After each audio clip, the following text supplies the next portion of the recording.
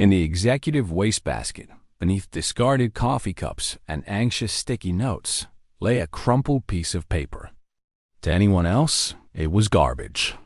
But to Hannah Brooks, the night cleaner, the elegant Japanese characters scrawled across it were as clear as a headline. It was a practice apology, drafted and discarded, for a grave error concerning the Sakura Media deal. Hannah's blood ran cold. She knew her job was to make problems disappear, but this was a problem that could sink the entire 32nd floor. She was paid to be invisible, but what happens when you're the only person who sees a disaster coming? The night was Hannah Brooks's kingdom, a silent kingdom, scented only with the faint smell of glass cleaner, the soft whir of her cleaning, cart's wheels on the marble floor, and the gleam of neon lights reflecting on surfaces she had just polished to a mirror shine. The 32nd floor of the MediaCorp International Tower was a glass castle at night, and she was its sole custodian. Here, in this solitude, she was safe. Suddenly, a strange, piercing sound, one that did not belong in her world, invaded the kingdom. Ring, ring, ring. The shriek of the telephone from the main conference room tore through the absolute silence. Hannah flinched, and the cloth in her hand fell to the floor with a soft thud. Her heart felt as if it had been seized by a tight fist. She froze, holding her breath. In this empty space, the ringing sounded like an emergency siren, each ring a hammer blow against a chest. It was not an invitation. It was a demand. She stood motionless, hoping it would stop. But it persisted, relentless, as if it knew someone was there, listening. A war began to rage in her mind. Don't. A rational part of her screamed. Rule number 1. Never touch their things. Remember what happened to Maria? Fired for curiously opening a vice president's laptop. This is the conference room phone. It's even more important. Ignore it, and it will eventually stop. Fear enveloped her, a tangible dread. Fear of losing this meager job, her only source of income. Fear of facing the contemptuous gaze of the night shift manager. She was just a cleaner. Her place was in the shadows, among the mops and chemicals, not next to a telephone that connected to the outside world. But the ringing refused to yield. It continued, and now, Hannah could detect a different shade within it. It wasn't just urgency, but panic. A desperation trying to escape the inanimate machine. But what if it's a real emergency? Another voice, weaker but full of compassion, whispered. What if it's a security call, a break-in, or a family member of an executive is in danger? What if my silence causes a disaster? That voice stirred. A painful memory. She remembered her mother's voice on the phone, weak and trembling after a round of chemotherapy. She remembered the late-night call from the hospital, the nurse's voice just as rushed and tense as this, right before she announced that her mother's condition had worsened. It was the sound of helplessness, and when she realized that, everything changed. The internal struggle ended. The fear of losing her job was still there, but it had been pushed into second place by a much stronger emotion. The urge to help, to answer a cry for help that only she could hear. It was no longer the company's phone. It was the voice of a human being in distress. The trembling in her hands stopped. Her breathing steadied. A firm resolve spread through her body. She set her cloth aside, stood up straight, and walked toward the conference room. Each step was deliberate. She was no longer the timid girl, afraid. She was her mother's daughter, the woman who had taught her that kindness always required courage. She reached out and lifted the receiver. The cold of the metal seeped into her skin. MediaCorp International? Her voice was still a little hoarse, but it no longer trembled. The response was a torrent of Japanese, a language she had spent thousands of hours teaching herself from library books and online videos, a secret part of her true self. Her brain instantly switched modes. She didn't have to try to translate. The words flowed into her mind, as clear as her mother tongue. A chairman. A contract worth hundreds of millions of dollars. A terrible mistake. And in that moment, grasping the full situation, Hannah knew that picking up this phone was not a mistake. It was destiny. She took a deep breath, gathered all her courage, and spoke in a Japanese voice that was both gentle and incredibly authoritative. "Hello, I understand. Please, do not worry. I am here, and I will do everything I can to help you." After hanging up, Hannah's world did not return to its old orbit. The silence of the 32nd floor no longer felt safe. It was now heavy with a colossal secret. Using her all-access security card, she found her way to the data storage room. The chill of the air conditioning and the steady hum of countless servers enveloped her.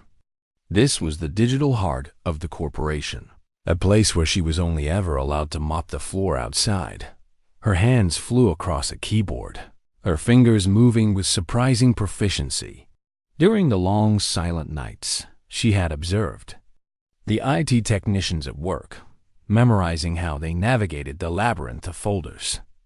She found the Sakura contract file, enormous in size, filled with complex blueprints and clauses. Next to it, another, much smaller file with an ominous name. Competitive Analysis Sakura. A chill ran down her spine. This mistake was worse than she had imagined. She attached the correct file to a new email. Her heart pounded as the number $300 million danced before her eyes. And then she did something even more daring than answering the phone. In the body of the email, she typed her personal email address, hannah.brooks88@gmail.com, a voluntary act of stepping out of the shadows, of attaching her own name to an event that could change the entire corporation. She clicked send. A soft whoosh sounded, and her secret flew halfway across the world. The next morning, as the gray dawn of San Diego filtered through the glass panes, Hannah returned to her reality. The smell of stale coffee and the stuffy air of the staff break room. She pushed her cleaning cart past the offices, her body moving out of habit.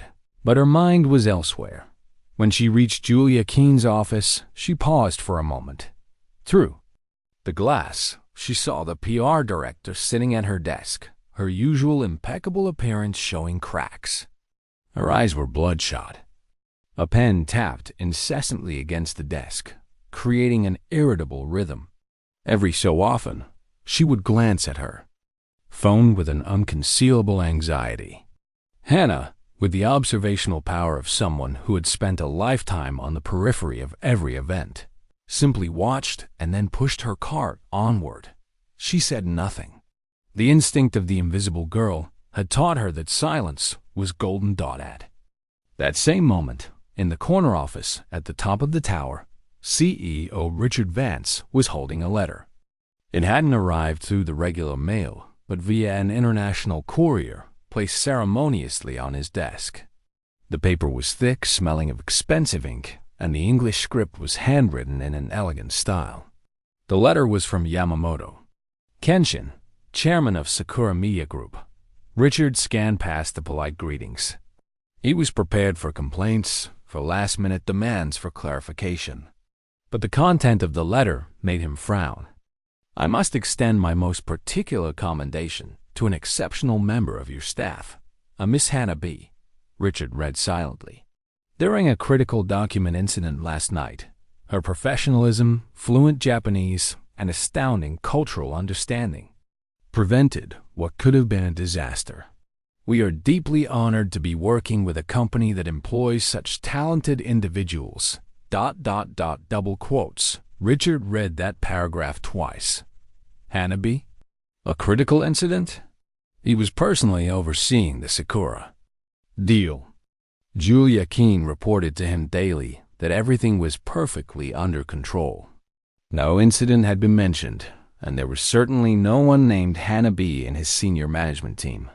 An unsettling feeling began to creep in.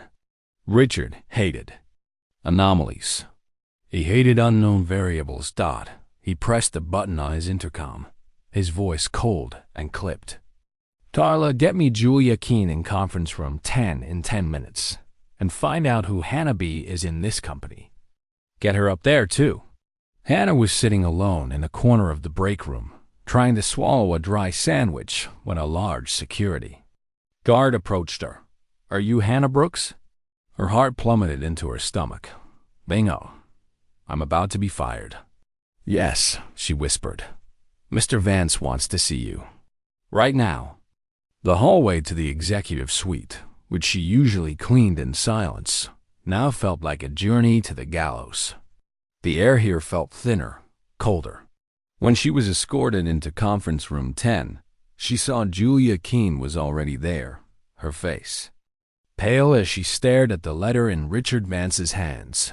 Richard sat at the head of the table, his gaze as sharp as a scalpel. He glanced at Hannah, who was shrinking in the doorway, looking like a small animal trapped in a corner. Miss Keene, Richard began, his voice devoid of any warmth. Would you care to explain why our Japanese partners are lavishing praise on an employee I've never heard of for handling a crisis you never reported? Julia flinched, trying to rally her confidence. Mr. Vance, I don't understand. There was no crisis. Everything went smoothly. Hannah, Richard suddenly turned to the girl who looked like she wanted to melt into the carpet. Tell me what happened.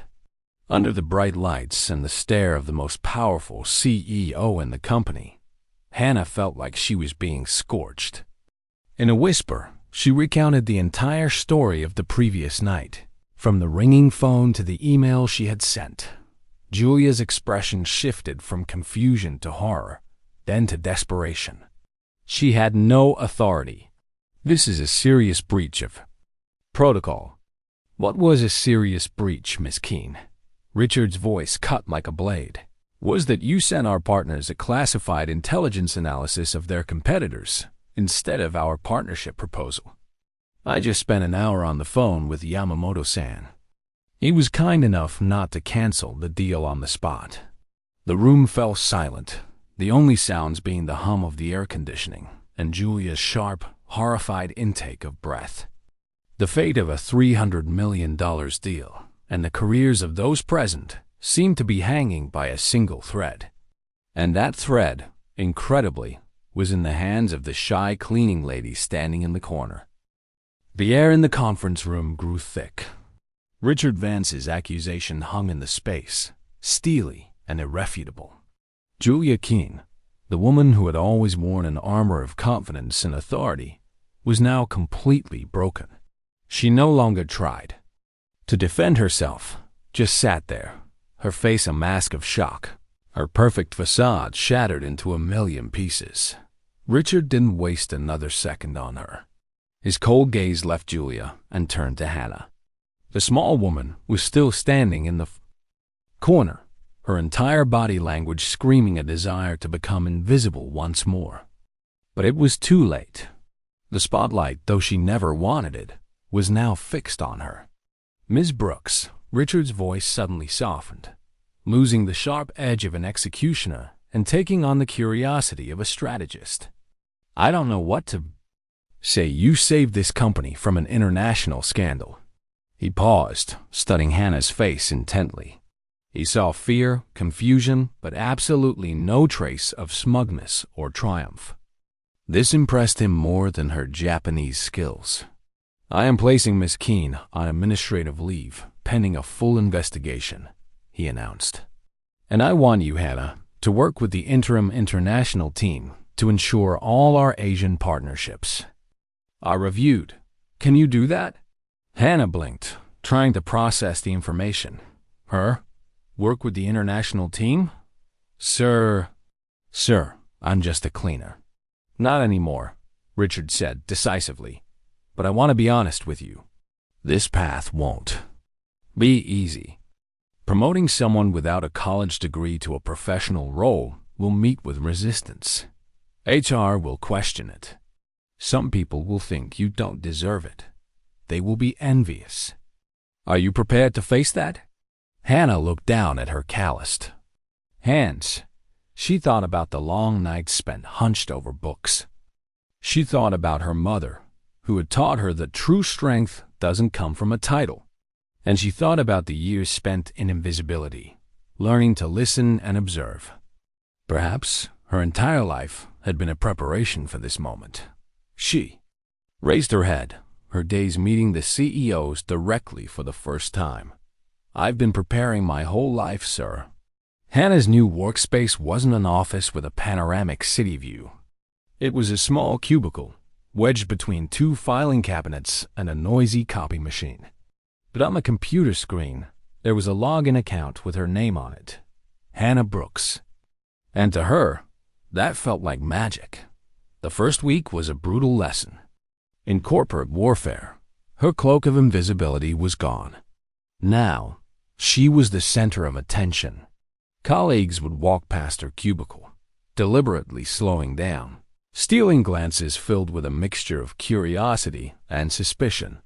A manager named Derek, whose cubicle was nearby, constantly made snide remarks about sympathy promotions and lucky breaks. Every word was like a needle pricking at her deeply ingrained self-doubt. Hannah could only lower her head, pretending to focus on the screen, her heart pounding. She felt lost, like an alien dropped into a strange ecosystem with rules she didn't understand. In the late evenings, when the other employees had gone home, restoring the familiar silence to the building, Hannah truly came into her own. She stayed behind, studying every contract, memorizing each client's preferences, and learning business terminology in 3 languages. And every evening, Bill Harper, the old security guard, would stop by. He was her only link to her old life. "How's our shy little girl doing? Surviving the corporate jungle?" Bill would ask, settling into a spare chair next to her cubicle. "It's like being thrown into a shark tank," Hannah admitted with a faint smile. "But at least I know how to observe carefully before I swim." "That's a smart approach," Bill nodded. "What's the biggest challenge?" Hannah pointed to a complex spreadsheet on her screen, full of numbers and charts. "Understanding the business side. I can translate anything, but knowing what is important to translate is the key. When Mr. Yamamoto asks about market penetration strategies, he's not just making small talk. He's testing whether we truly understand the competitive landscape in Japan. And do you? I'm learning. Mr. Vance enrolled me in evening business courses. It's terrifying and exhilarating at the same time." Bill smiled, the wrinkles on his face deepening. "Your mother would be so proud." His expression then grew serious. "By the way, keep an eye on that Derek fellow. He's been asking questions about your background. Not friendly curiosity, but digging. He's the type who believes promotion should follow a single path, and you, kid, are threatening his entire worldview." That night, as Hannah was preparing for her first major client presentation, a message from Derek popped up on her screen. "Working. Late again? Hope you're not in over your head." International business is more complicated than just answering phones. The sarcasm in every word made her stomach clench. The Hannah of a week ago would have ignored it, or worse, felt ashamed. But the Hannah of tonight was different. She took a deep breath, her fingers typing gently but firmly on the keyboard. "Thank you for your concern. I'm just ensuring I fully understand the cultural protocols before tomorrow's call with the Sakura Board of Directors. Mr. Yamamoto places great value on attention to detail." She hit send before fear could pull her back. The shy girl was learning to speak up, one carefully chosen word at a time. The first small battle, she had not retreated. 3 months later, 2 emails arrived that would complete the story of Hannah's transformation. The first email bore the formal header of the Media Corp. Human Resources Department.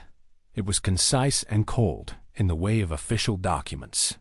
"Dear Ms. Brooks, following a comprehensive investigation into the practices within the International Public Relations Department, We wish to inform you that the employment of Ms. Julia Keene has been terminated for just cause.